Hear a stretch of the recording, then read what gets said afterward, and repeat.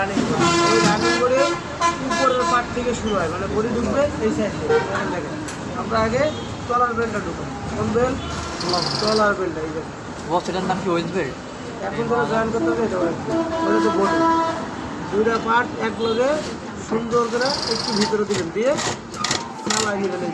ওকে, এখন দেখেন এই যে পার্টটা না, এইখানে একটা গাইড লাগানো, খেয়াল করেন।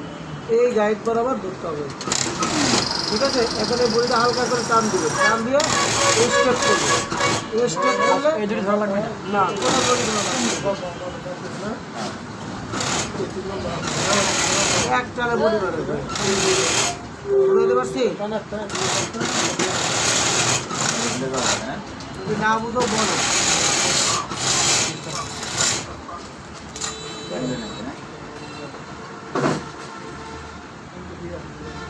এখন এটা দুই পার্ট সমান হবে, একবারে 100% সমান হবে।